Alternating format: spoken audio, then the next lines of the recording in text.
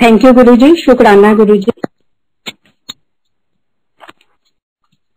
तेरे कवन कवन गुण कह कह गावा, तू साहिब गुणी निधाना, तुमरी महिमा बरन न साकू, तू ठाकुर ऊंच भगवाना।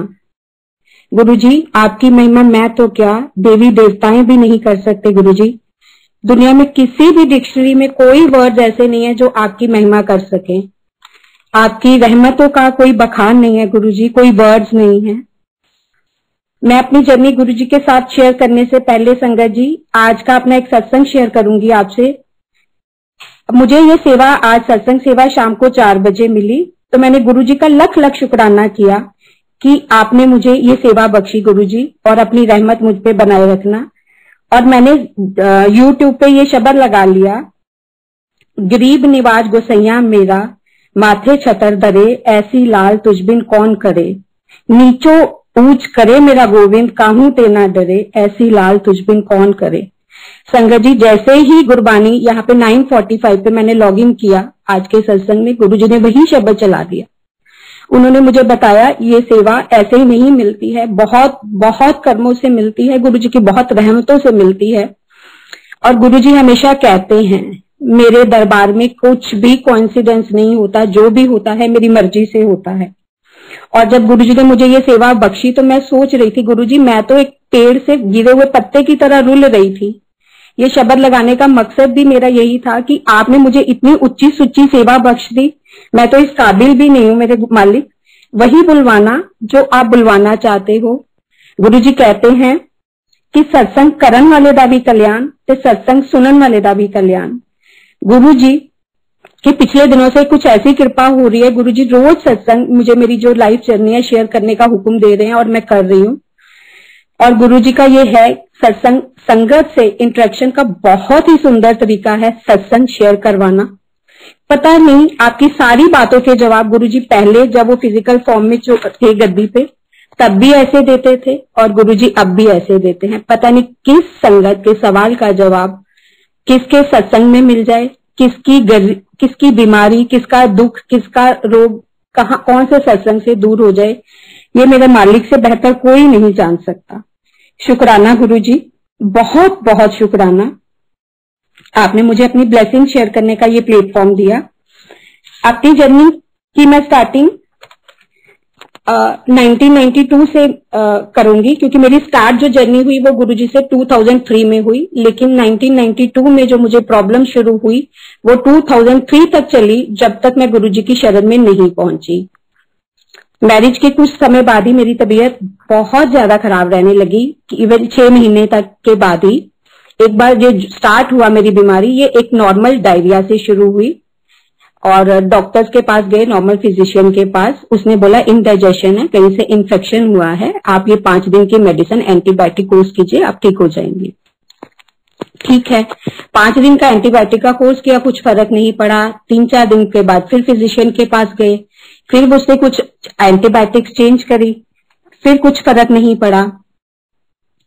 इस तरह से करते करते मुझे 1.5 महीना बीत गया। जब कुछ फर्क नहीं पड़ रहा था तो मेरी फैमिली ने कहा कि अब किसी गैस्ट्रो से इसको दिखाया जाए कि दिक्कत ज्यादा बढ़ रही है। हम लोग सर गंगाराम के डॉक्टर सीनियर गैस्ट्रोलॉजिस्ट के पास गए।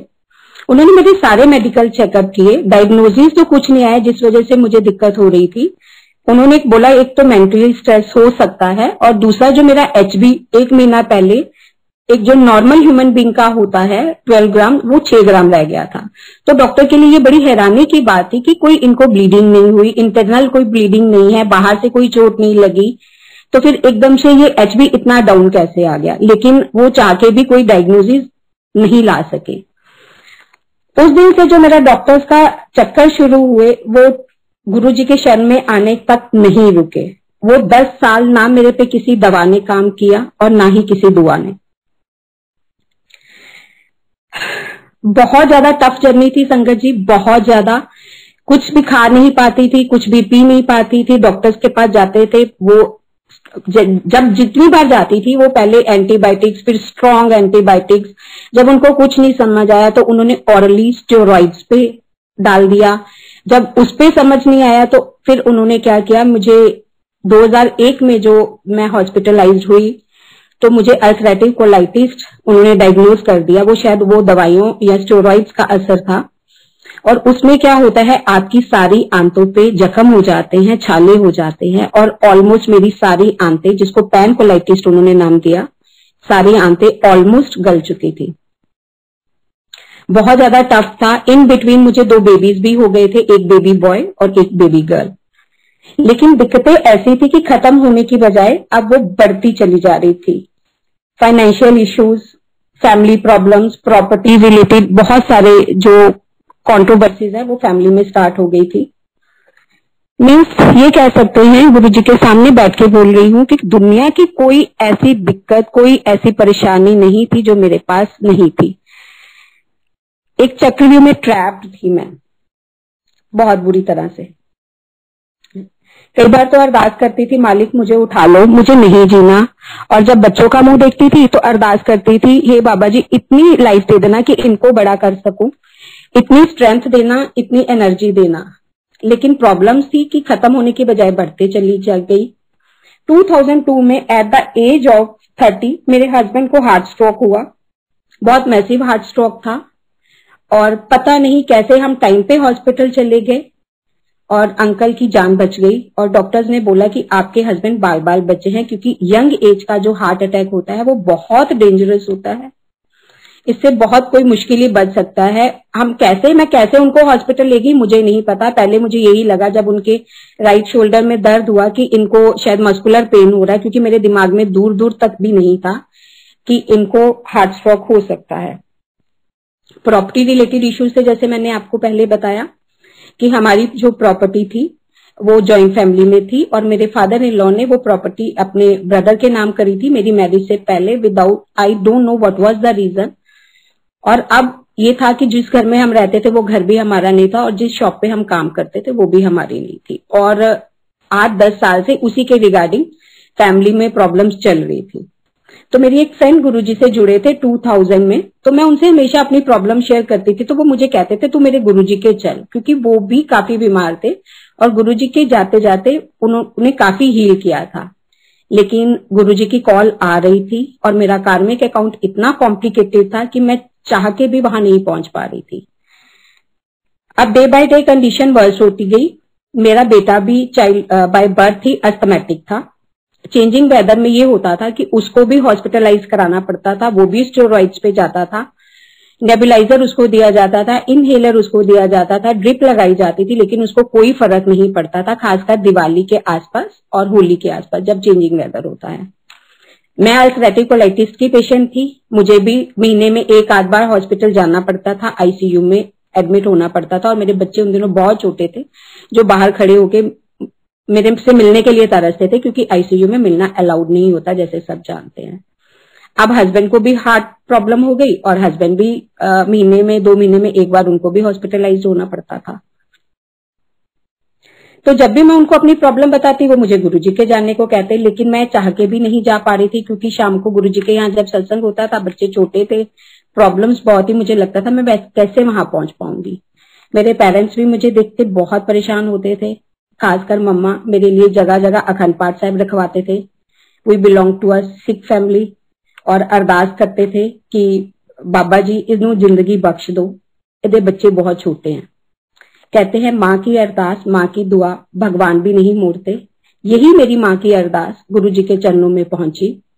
2003 में हम अखंड पाठ साहिब बंगला साहिब रखवा के वापिस आ रहे थे। थर्सडे पूर्णमासी का दिन था। जिन आंटी की मैं बात कर रही हूँ वो गुरुजी के जुड़े हुए थे। वो हमारे घर के बाहर से जा रहे थे और हम कार से उतर रहे थे। तो उन्होंने मुझे देख के पहचाना नहीं। उन्होंने मेरे मम्मा से पूछा, आंटी सोनिया का की हाल? आंटी कहती है देख सोनिया, और मम्मा रो पड़े। और इस तरह से बात करते करते वो अंदर आ गए। उन्होंने कहा आज तो तू गुरुजी के जाएगी, तू मर गई, तेरे बच्चे कौन संभालेगा? तो मरता क्या ना करता, ठीक है। गुरुजी का उस दिन बहुत स्ट्रांग बुलावा था, क्योंकि अब डॉक्टर्स की तरफ से ऑलमोस्ट मुझे जवाब मिल चुका था, क्योंकि उनके हिसाब से मेरी इंटेस्टाइन्स काम नहीं कर रही है और उनको निकालना पड़ेगा, जिसके बाद लाइफ बहुत ज्यादा टफ हो जाती है। ठीक है, उस दिन शाम को 6 बजे मुझे गुरुजी ने बुलाया। हम 6 बजे घर से निकले पश्चिमी हाल से, और हमें एम्पायर स्टेट जाना था, जहां पहुंचने में हमें तकरीबन 1 घंटा लगा। रास्ते भर में वो गुरुजी की महिमा करते रहे आंटी, मैं सुनती रही, मुझे अच्छा लग रहा था। जब से मैंने घर से जर्नी स्टार्ट की मुझे अपने अंदर कुछ पॉजिटिव चेंजेस फील हुए। अब हम एम्पायर स्टेज पहुंचे, जैसे ही एम्पायर स्टेज के बाहर पहुंचे तो गुरुजी के अंदर एम्पायर स्टेज से छोटे मंदिर से, जिसको आजकल हम संगत बोलते हैं, आवाज आ रही थी, मेहरा वालिया साइया रखी चरना देखो। भाई हरबंस सिंह जी जगाधरी वालों का शब्द चल रहा था, वो मैं घर में बहुत सुनती थी। पहले पहुंचते ही गुरुजी ने बाहर से मुझे इंडिकेशन दे दिया, मैंने तेरे को अपने चरण शरण में ले लिया है। लेकिन मैं बुद्धिहीन उस मैसेज को नहीं समझ पाई, अभी इतना कनेक्शन नहीं था। और जैसे ही अंदर पहुंचे, बहुत ही डिवाइन गुरुजी वहां बैठे गद्दी पे, बहुत ही सुंदर चूल्हे में, इतना तेज, इतना ऑरा डिवाइन, इतना तेज कि 100 सूरज का तेज भी कम पड़ जाए। मैं गुरुजी के फेस की तरफ देख ही नहीं सकी। मैंने जैसे ही देखा मेरी आंखें बंद, मत्था टेका, जाके जहां पे भी हमें जगह मिली, जहां पे भी सेवादार ने बिठाया, हम लोग बैठ गए। चाय प्रसाद आया और आंखें बंद है, शब्द चल रहा है। एकदम पता नहीं क्या हुआ, गुरुजी मेरी क्या ब्लॉकेजेस हील कर रहे थे, मेरी आंखों से आंसू गिरने शुरू हो गए, विदाउट कनेक्शन हो रहा था। जैसे ही मैंने चाय प्रसाद का एक सिप लिया, मुझे ऐसे लगा किसी ने मेरे अंदर एक अमृत उड़ेल दिया है। वो चाय प्रसाद मुंह से होता हुआ अंदर मैंने उस चीज को फील किया कि मेरे सारे चक्रास को हील करता हुआ चला गया। मुझे नहीं पता, मुझे लग रहा जैसे मेरी सोल तक कोई चीज पहुंची है। आंखें बंद, आंखों से आंसू, और चाय प्रसाद पीती जा रही हूँ और वाहिगुरु वाहिगुरु करती जा रही हूँ। मुझे लगा कि कुछ बहुत ज्यादा ऑरा जो है या वाइब्स बहुत डिवाइन होती जा रही है। गुरुजी की दया से सत्संग समाप्त हुआ और लंगर प्रसाद की बारी आई। लंगर प्रसाद जैसे सब जानते हैं कि 4 लोग मिलके करते हैं। मुझे जो आंटी लेके गए थे, मुझे और उन आंटी को लंगर एक ही थाली में खाने को मिला। 4 लोग थे। वेरी डिवाइन लंगर प्रसाद, सारी वही चीजें थी जो रिस्ट्रिक्टेड होती हैं, जैसे सारे जानते हैं गुरुजी का ये एक ट्रीटमेंट का तरीका है। मुझे नहीं पता था उस दिन। मैं कम से कम 10 सालों से उबला दाल का पानी, उबला चावल का पानी, उबली सब्जियां, टेस्ट बड्स बिल्कुल खत्म हो गए थे ये सब चीजें खाते। जब थाली सामने आई लंगर प्रसाद की, उसमें बहुत सारा मिर्ची का प्रसाद, रेड चिल्ली प्रसाद, खीर प्रसाद, जबकि डॉक्टर्स ने मुझे बोल दिया था दूध अब आपके लिए जहर है, आप दूध कभी जिंदगी भर में नहीं लोगे। रोटी प्रसाद, बहुत सारा दाल प्रसाद जिसमें से बहुत अच्छी फ्रेग्रेंस आ रही थी, सब्जी प्रसाद। मैंने उसको देखा, दिल तो मुझे मेरा किया कि वो मैं सारा थाली प्रसाद खुद ही खा लूं पूरा जो भी इसमें है, लेकिन अंदर से आवाज आई तेरे अल्सर फट जाने, मर जाएगी यहाँ पे।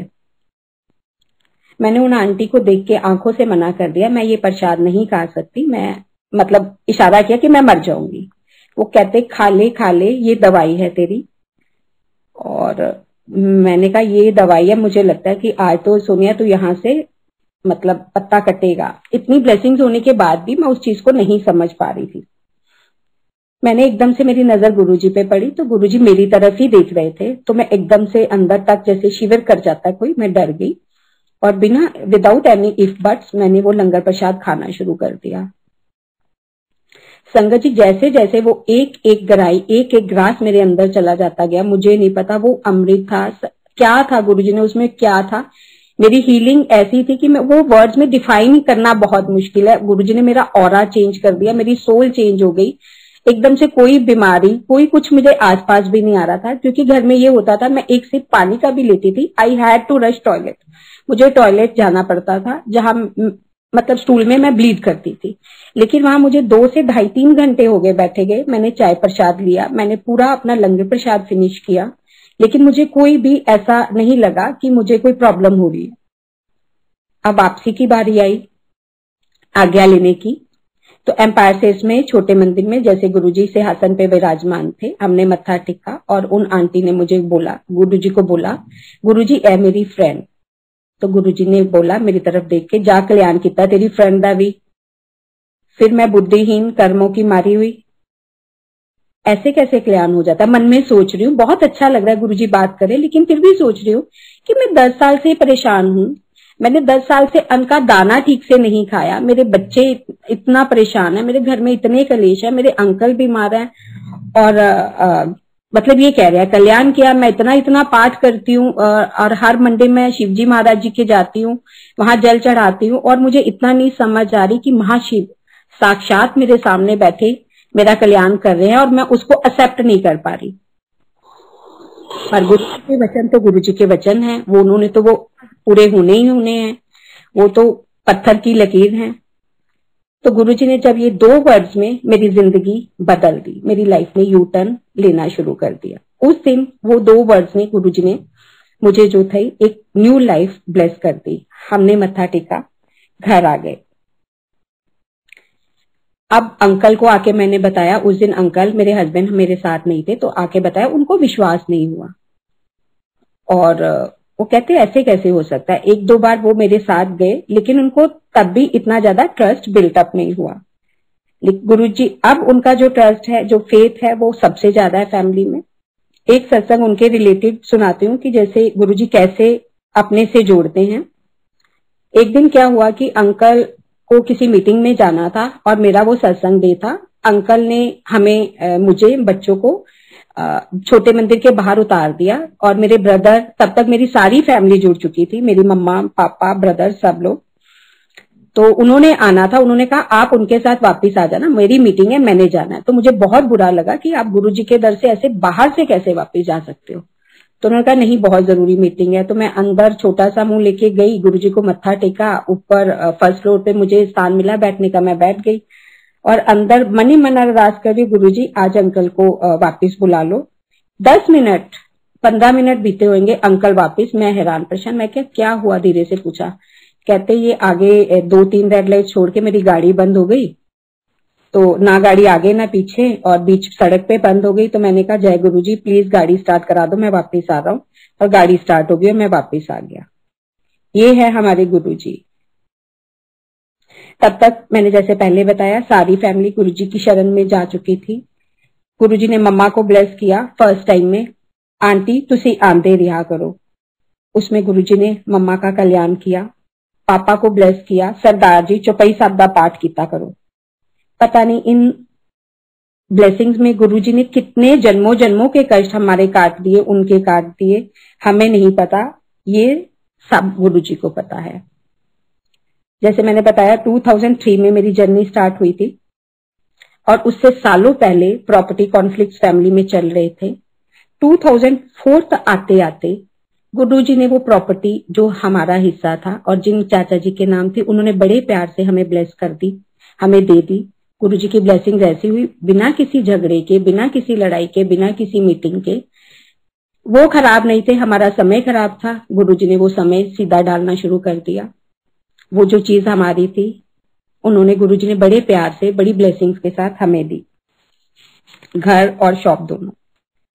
ये है मेरे गुरुजी। जबकि आज तक जैसे आज हम मेडिटेट करते हैं, गुरुजी से प्रेयर करते हैं, उन दिनों में भी यही था।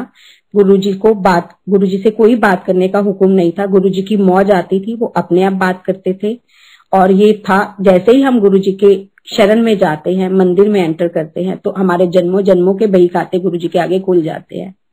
तो मैंने कभी भी गुरुजी से, मेरी कभी कोई बात नहीं हुई कि गुरुजी मुझे ये परेशानी है, ये परेशानी है।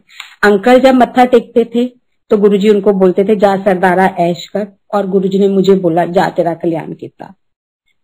उन्हीं आशीर्वाद ने हमारी लाइफ में एक एक करके हमारी जो जिंदगी की गांठें थी या जो चक्रव्यूह था काटना शुरू करा। एक सत्संग और सुनाती हूँ। 2005 में, जैसे 2004 में हमें प्रॉपर्टी गुरुजी ने ब्लेस की, जो शॉप गुरुजी ने ब्लेस की थी, 2005 में डीएमआरसी से नोटिस आता है कि ये शॉप आपकी जो मेट्रो प्रोजेक्ट है, इसके सामने से मेट्रो निकलनी है,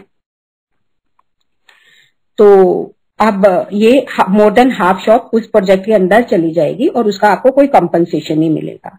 गुरुजी के हाथ से दिया हुआ स्वरूप उस शॉप पे लगा हुआ था, घर में मेरे पास भी था। और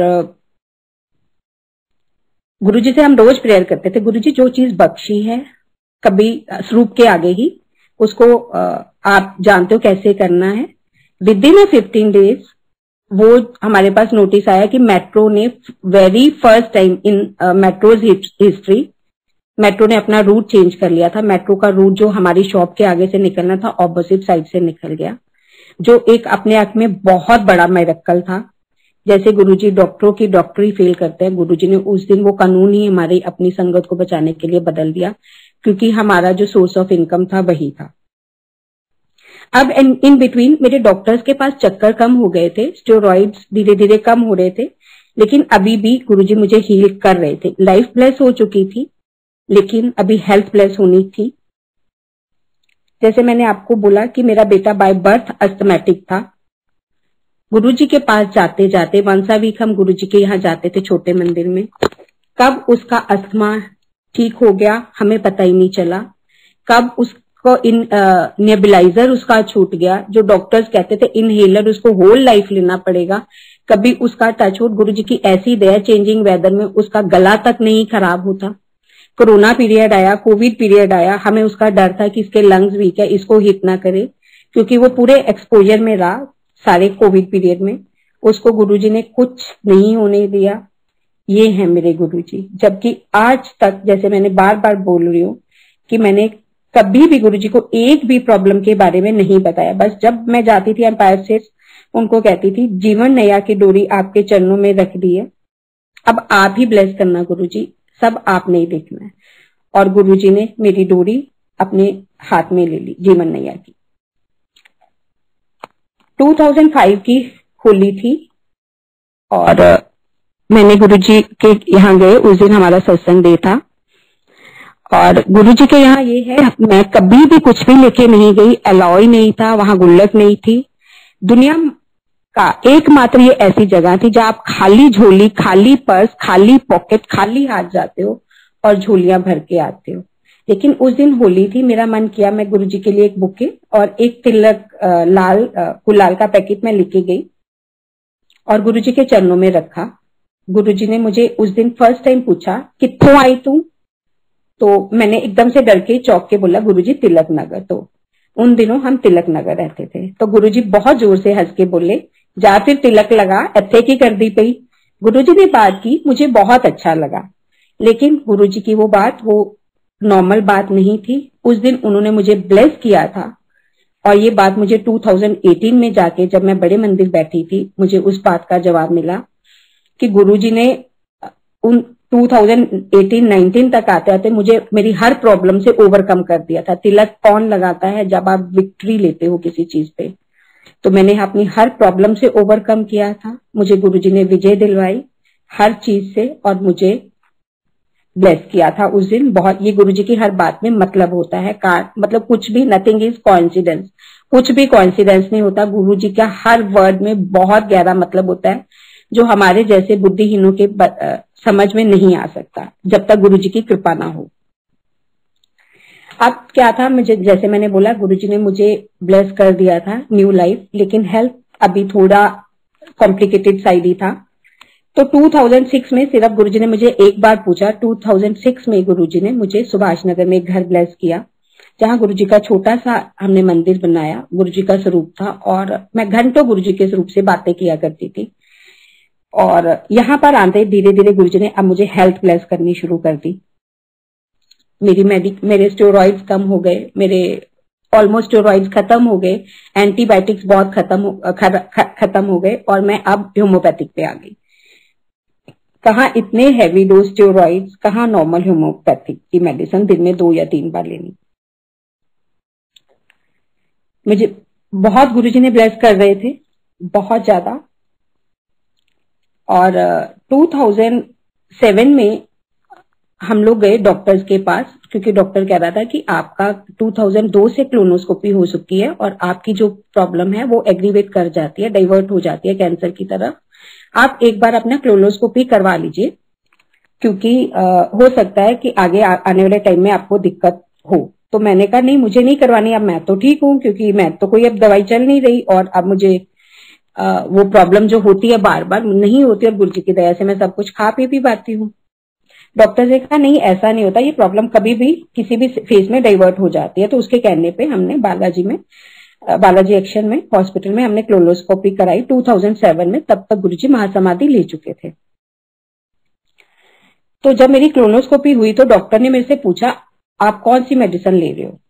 पहले वाली क्लोनोस्कोपी 2002 वाली भी मेरे साथ थी रिपोर्ट, तो मैं डर गई थोड़ा सा, मैंने कहा शायद कुछ गड़बड़ हो गई है, ये इतने सरकास्टिक उसमें पूछ रहा है।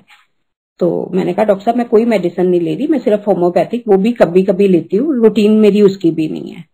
तो कहते फिर हाउ इज इट पॉसिबल? मैंने कहा क्या हुआ? कहते जो आपके अल्सर पूरी आंतों पे थे, कोई भी जगह ऐसी नहीं थी जहां पे जख्म ना हो, वो सिर्फ आके नीचे 5 से 10% पोर्शन पे रह गए, बाकी आंत आपकी बिल्कुल ठीक है।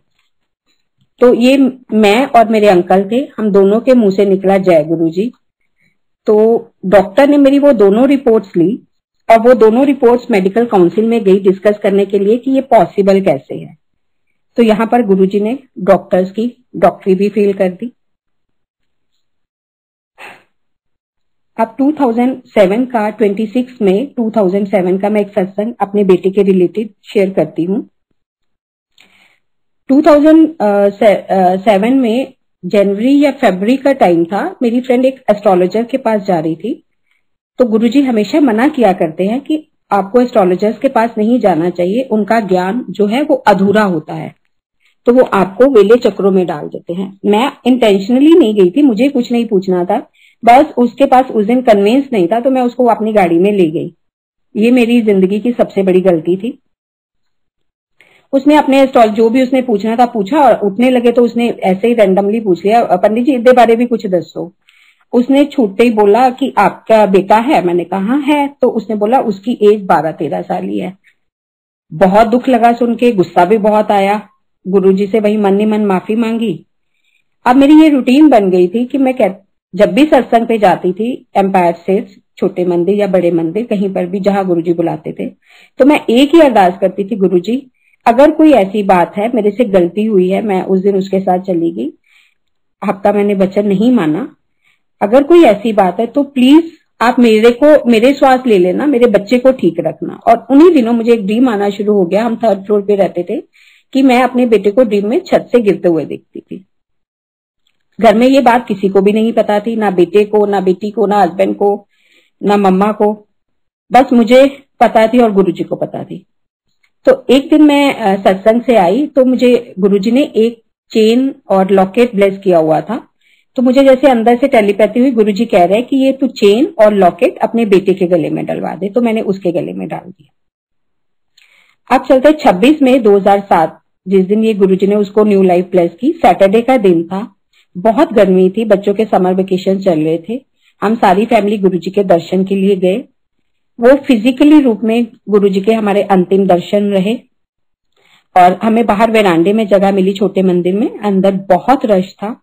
उस दिन कोई गुरुजी के पास लीडर भी आए हुए थे और मैंने खुद देखा कि वो अपने पीआरओ के साथ जब गुरुजी के यहाँ गए तो गुरुजी ने उनको बहुत बुरे तरीके से डांट के बाहर निकाल दिया। उस दिन गुरुजी ने ये रियलाइज कराया कि गुरुजी के दर में, रब के दर में कोई छोटा कोई बड़ा नहीं होता, कोई लीडर नहीं होता।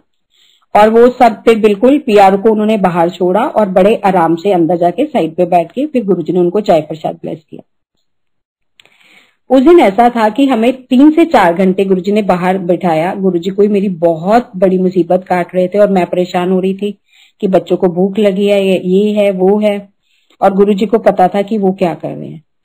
3 से 4 घंटे के बाद हमें लंगर प्रसाद मिला, हमने लंगर प्रसाद लिया। आज्ञा भी लेने जाने का उस दिन अंदर आज्ञा नहीं हुई गुरुजी की, बस मत्था टेकने की आज्ञा हुई। 12-1 बजे के करीब हम लोग घर पहुंचे और बेटा, हम लोग थके हुए थे, सो गया। 2-2:30 बजे करीब मेरा बेटा एकदम उठ के चिल्लाना शुरू हो गया, मुझे बचा लो, मुझे बचा लो। जबकि उस टाइम उसकी एज 10-11 साल थी। उससे पहले कभी भी ऐसा नहीं हुआ था, चाहे वो जितना मर्जी बीमार हो या जो मर्जी हो, लेकिन उस दिन ऐसा हुआ। तो एकदम से मैंने उसको पूछा, बेटा क्या हुआ क्या हुआ? कहता मम्मी गुरुजी ने आज मुझे बचा लिया। उसने ड्रीम बताया, जो मुझे ड्रीम आया था, और बार बार वो ये कह रहा है वो ड्रीम नहीं था, वो सच था। कहता मैं सपने में क्या देखता हूँ, जिस रूम में मैं सो रहा हूँ उसका दरवाजा खुलता है, अंदर एक घोस्ट आता है, घोस्ट से उसका मतलब जम था। उसने मेरी सोल को निकाला और मैं अपने आप को डेड बॉडी देख रहा हूँ, डेड बॉडी को देख रहा हूँ और वो जमीन पे पड़ी हुई है। जैसे ही वो मेरी सोल लेके दरवाजे की तरफ बढ़ा, दरवाजा उसने खोला तो रेड चोले में गुरुजी खड़े थे। उसने मेरी सोल, गुरुजी ने जम के हाथ से मेरी सोल को लिया, मेरी सोल को मेरी बॉडी में डाला, मुझे उठाया और मेरी जगह खुद लेट गए। संगत जी, मुझे इस ड्रीम का बिल्कुल मतलब समझ नहीं आया। मैंने गुरुजी को मत्था टेका। मैंने सोचा बच्चा है, गर्मी में इतनी देर बैठ के आया है, डर गया है, मैंने उसको सुला दिया। 3-4 दिन बाद थर्सडे को 31 में 12 साढ़े 12 करीब हमें किसी पुरानी संगत का फोन आया कि सारी संगत को हुक्म है बड़े मंदिर पहुंचो, गुरुजी ने महासमाधि ले ली है। बहुत ही ज्यादा शॉकिंग था, बहुत ही ज्यादा हार्ट ब्रेकिंग था। लग रहा था सारी दुनिया ही खत्म होगी। एक अर्थक्वेक आया और मेरी सारी दुनिया खत्म हो गई। सारी फैमिली गई बड़े मंदिर की तरफ और बेटा भी मेरा साथ गया क्योंकि उसको था कि मुझे गुरुजी के दर्शन करने हैं। संगत जी, मतलब बिलीव करने वाली बात नहीं है, लेकिन बेटा मुझे देखते ही वहां गुरुजी के जब उसने अंतिम दर्शन करे फिजिकली, तो वो देख के चिल्ला उठा, मम्मा ये सेम चोला है जिसमें गुरुजी ने उस दिन मुझे ड्रीम में दर्शन दिए थे। मेरे लिए बहुत बड़ा शॉकिंग था, बहुत बड़ा। मुझे सुन के कोई खुशी नहीं हुई और ये सत्संग मैंने बहुत सालों तक किसी से शेयर नहीं किया। मेरी हिम्मत ही नहीं होती थी शेयर करने की।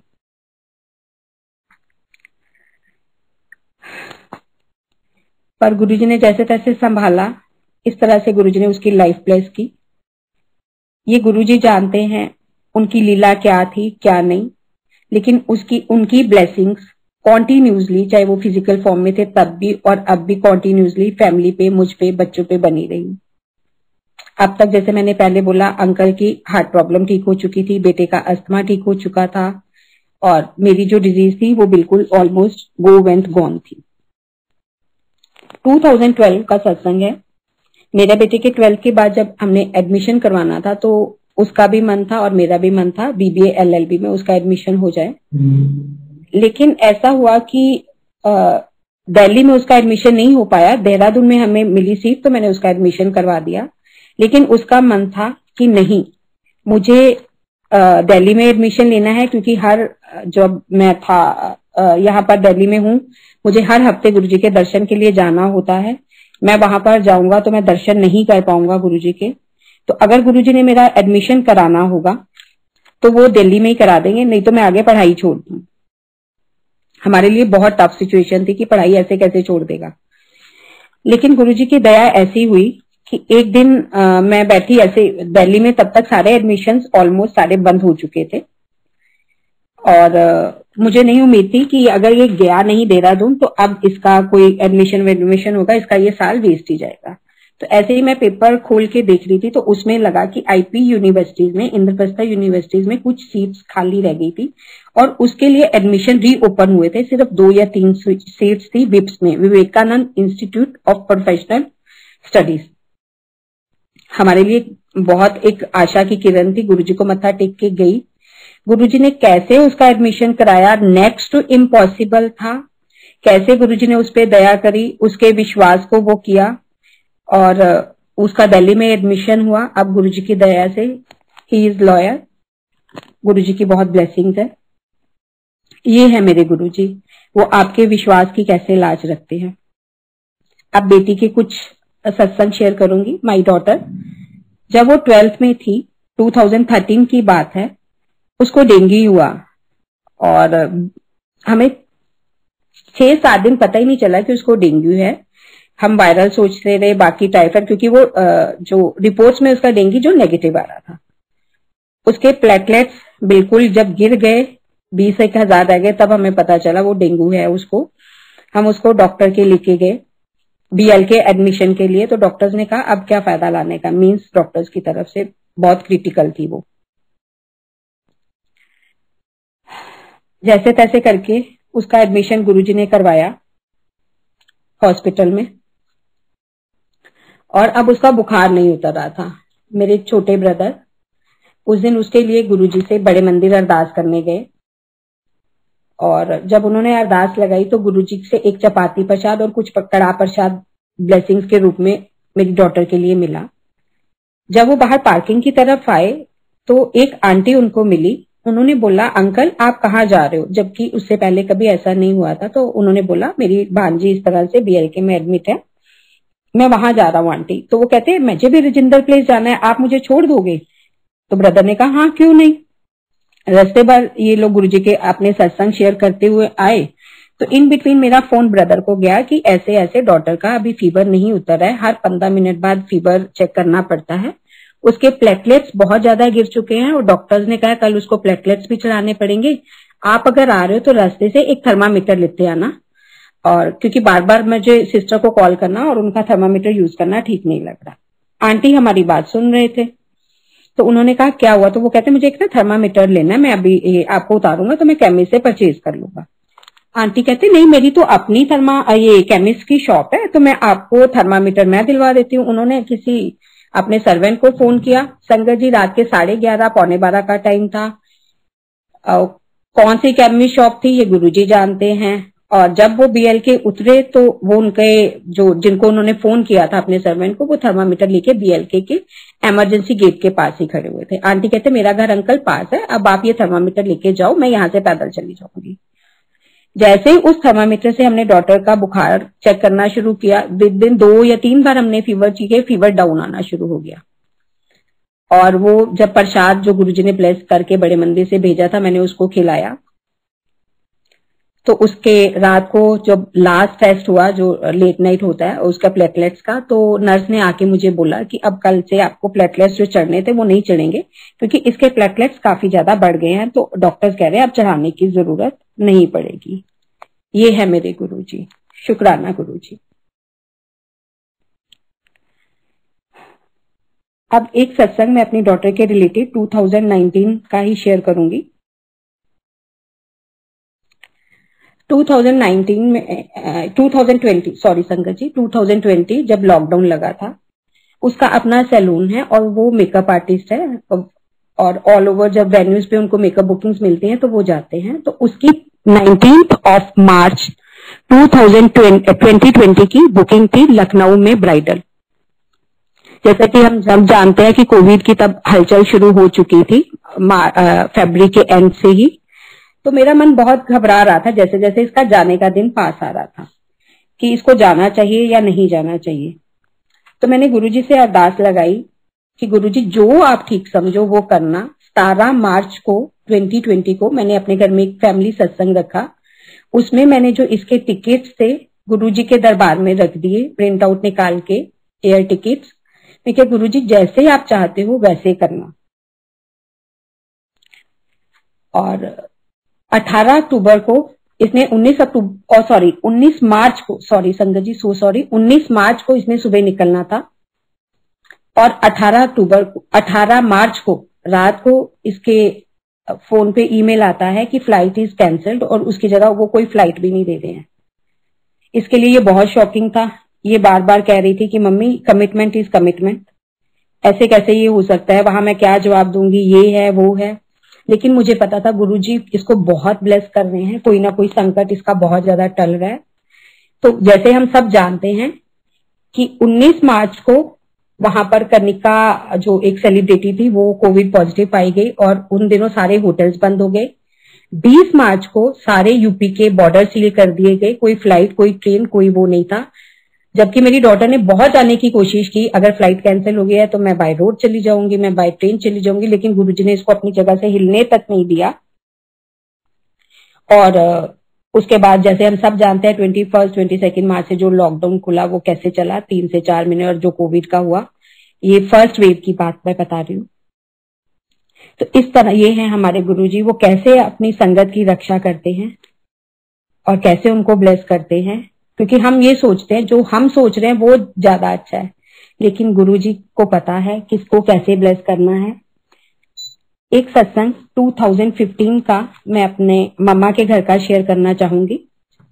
2014 से मेरे मम्मा को थोड़ी तबीयत खराब रह रही थी, हार्ट प्रॉब्लम थी, तो उनका मूवमेंट कम था, मतलब वो कम चल फिर पाते थे, ज्यादातर बेड पे थे। तो 2015 में 15 जुलाई का टाइम था, सैटरडे, मेरे ब्रदर को गोवा जाना था।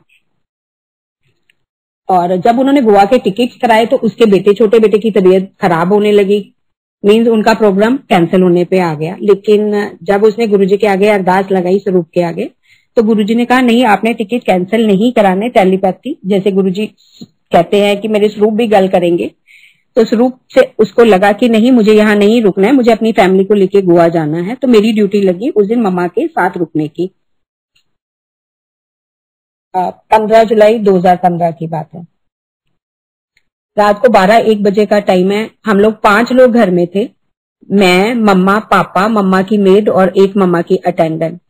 और एक बात मैं बताना चाहूंगी कि उनके घर के दोनों डोर, मेन डोर और पैसेज डोर, इलेक्ट्रॉनिक गेट थे।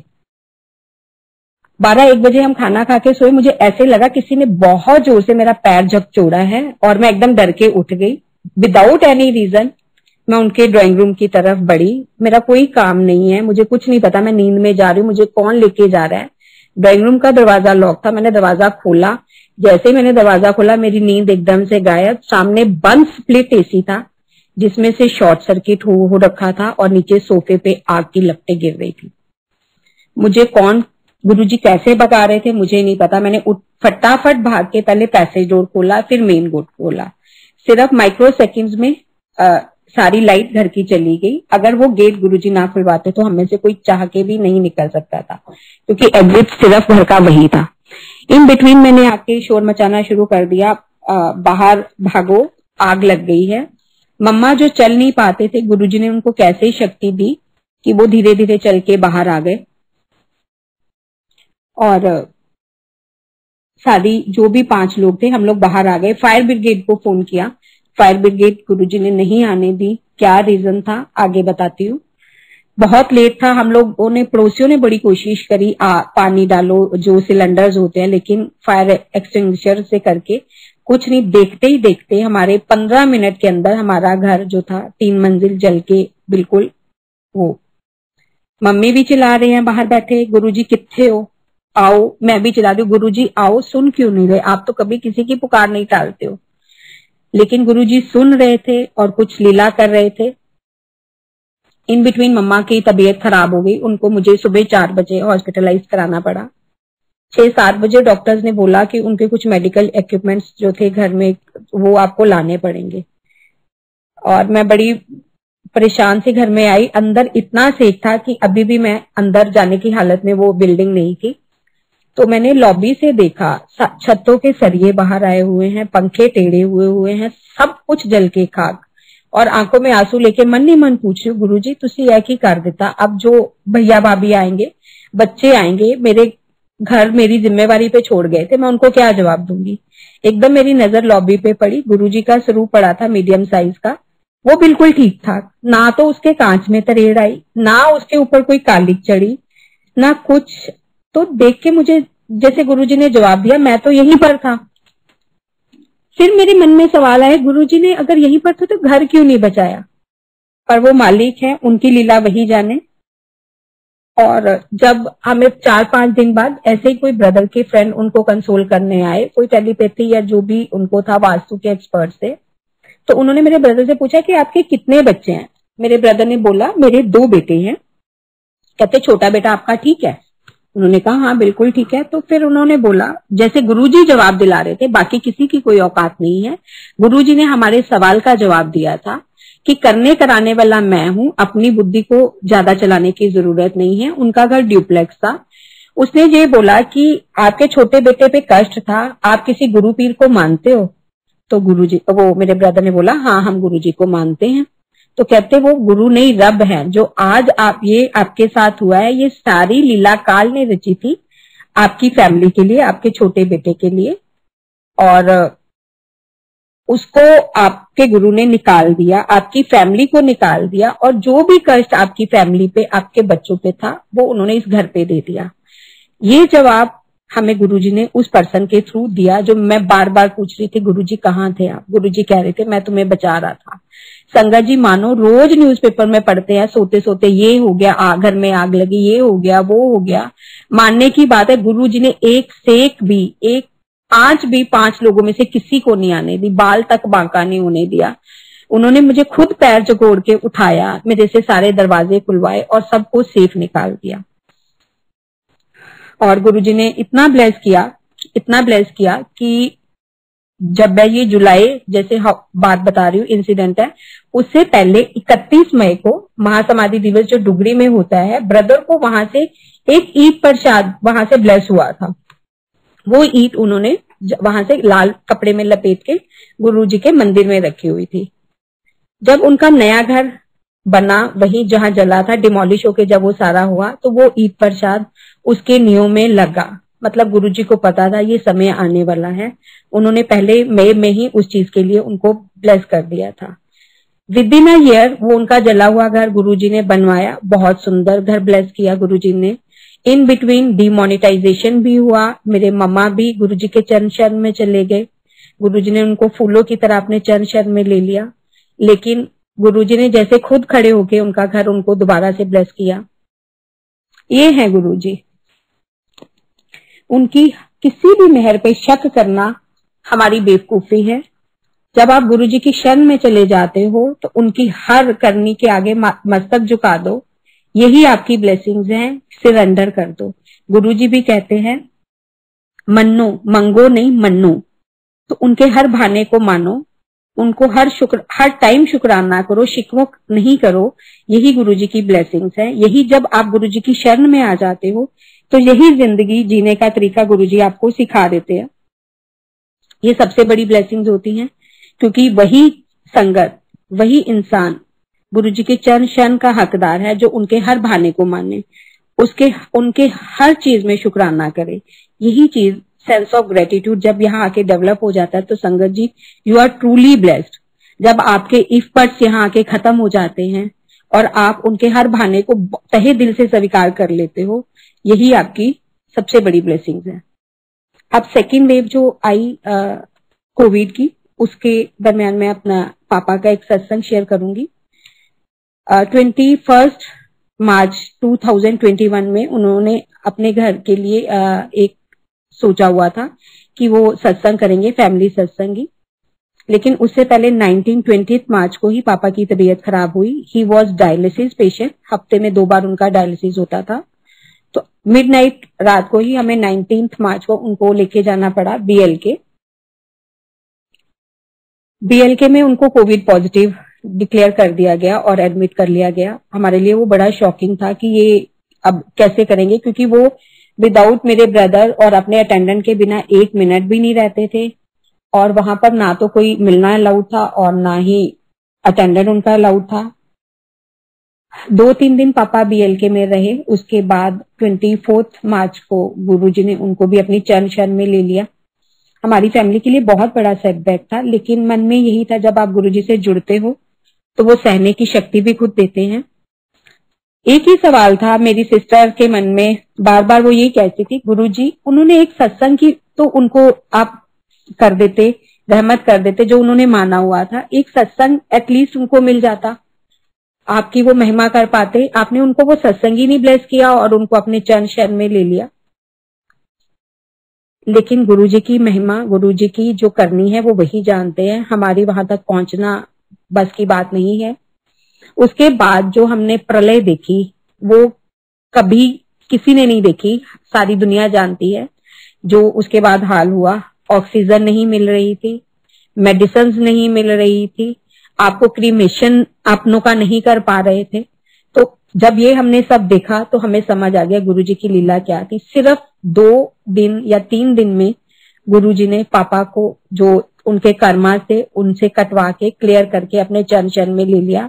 उनके सारे रिचुअल्स हो गए, सब कुछ बहुत ठीक से हो गया। और उसके बाद हमने देखा लोग महीनों वेंटिलेटर्स पे पड़े रहे, दवाइयों के लिए तड़पते रहे, अपनों के लिए वो होते रहे, लेकिन गुरुजी ने कोई भी ऐसी दिक्कत नहीं आने दी हमें। जाना सबने है, एक दिन लाइफ साइकिल है। जब गुरुजी फिजिकल फॉर्म में नहीं रहे तो हमारी और आपकी कोई औकात नहीं है। तो इसीलिए उस बहाने को भी गुरुजी ने मनवाया, बहुत आराम से, बहुत शांति से। तो यही जब गुरुजी टेस्ट लेते हैं ना संगत जी, तो वो यही टेस्ट होता है कि आप उनके हर बहाने को मान जाओ बहुत आराम से। कोई इफ बट्स यहाँ मत करो, ये दरबार इफ बट्स के लिए नहीं है। गुरुजी यही कहते थे, जब दो तुसी मेरे दरबार चाहते हो तो अपना दिमाग बाहर जोड़ा कर चलाया करो। और ये बात फैक्ट है। जब गुरुजी ब्लेस करते हैं तो उनका हक बनता है वो आपको टेस्ट भी करे, आपकी परीक्षा भी ले, और जो उस टेस्टिंग पीरियड में पास हो गया वो जन्म जन्मांतर के लिए उस रब जी की शरण में चला गया। और यही सीखा है मैंने यहाँ आके, और मैं अपने आप को फील ब्लेस्ड करती हूँ क्योंकि मेरे जैसा नेगेटिव बंदा इस पूरे यूनिवर्स में नहीं होगा। मैं अपने बच्चों को अगर वैन पे, स्कूल बस पे छोड़ के आती थी तो गुरुजी से जुड़ने से पहले तो मेरे दिमाग में ये रहता था, जब तक बच्चा घर नहीं आता था, कि मेरा बच्चा ठीक ठाक से वापस आ जाएगा। अब गुरुजी से जुड़ने के बाद गुरुजी की इतनी दया है, इतनी कृपा है, जीवन में कितने भी उतार चढ़ाव आए गुरुजी बहुत स्मूथली उसमें से निकलने की शक्ति दे देते हैं। ये नहीं होता कि गुरुजी से आप जुड़ गए, आपके जन्म जन्मांतर के कर्म कट गए और जो आपकी लाइफ है बेड ऑफ रोजेस हो जाएगी। नहीं, आप कलयुग में रह रहे हो, आपके जन्म जन्मांतर के कर्म आपके साथ हैं, आप गृहस्थी हो। जब गुरुजी के जुड़ने के बाद आपको शुक्राना आ जाता है, गुरुजी आपको वो स्ट्रेंथ दे देते हैं कि आप बड़े से बड़ा कष्ट भी झेल जाओ। जैसे कि अभी कोविड के इतने बड़े पीरियड में मैंने देखा गुरुजी ने अपनी संगत को फूलों की तरह रखा। संगत दिन रात गुरुजी के सत्संग घर में ही करती रही, घर घर में गुरुजी का मंदिर बना, घर घर गुरुजी के सत्संग हुए। ये है मेरे गुरुजी की ब्लेसिंग्स। ये नहीं होती ब्लेसिंग्स कि जो आपने मांगा आपको मिल गया, हाँ ठीक है, जैसा आपने निकाला। नहीं, ब्लेसिंग्स वो है जो आपके मालिक आपको दे रहे हैं, वो बड़ी जोली करके उसको स्वीकार कर लो। एक सत्संग मैं अपना छोटा शेयर करना चाहूंगी। थोड़े दिन पहले मैं एक सेवा मेरी लगी थी, गुरुजी का स्वरूप किसी के घर से लाके किसी संगत को देना था। उनके पास वो स्वरूप नहीं था तो वो डिमांड कर रहे थे। मैं स्वरूप लेने गई, बड़ा मंदिर उन दिनों बंद था, तो उनके पास पड़े हुए थे गुरुजी के स्वरूप ब्लेस्ड। तो उन्होंने कहा कि आंटी मेरे पास 2 है, आप एक ले जाइएगा। तो जैसे मैं उनकी सीढ़ियां उतरी तो मैं एकदम से लास्ट सीढ़ी पे आते आते गिर गई। मुझे नहीं पता कैसे स्वरूप मेरे हाथ में ऐसे लगा हुआ है, बहुत बुरी तरह से गिरी घुटने के बल, और पैर पूरा मेरा मुड़ गया। फिर भी जैसे ही मैंने ऐसे स्वरूप अपनी छाती से लगा के उठी और बोला शुक्राना गुरुजी। अब मुझे नहीं पता ये गुरुजी कैसे डेवलप कर देते हैं कि मैं इतनी तेज गिरने के बाद मेरे मन में ये नहीं आया गुरुजी मैं तो सेवा के लिए आपका स्वरूप लेके जा रही हूँ, फिर मुझे क्यों गिरा दिया। मेरे मन में यही गुरुजी ने सोच डाली, तेरा बड़ा बड़ा कष्ट सी जरा छोटे ची कट गया सेवा च। और वाकई संगत जी जिस तरह से मैं गिरी थी, मेरी टांग पे कुछ भी हो सकता था, बिल्कुल माइनर हेयरलाइन फ्रैक्चर आया। मुझे 1 या 2 दिन का रेस्ट करना पड़ा और डॉक्टर ने खुद कहा, मेरी फिजियोथेरेपिस्ट ने खुद कहा कि आपका बहुत बचाव हो गया है। ये है सेंस ऑफ ग्रेटिट्यूड जो गुरुजी की चरण शरण में जाके हमें ब्लेस होता है।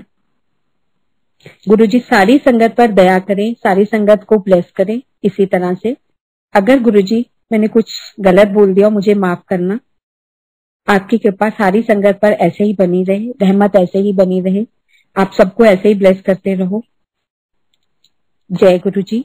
शुक्राना मेरे मालिक आपकी हर रहमत का, हर दया का।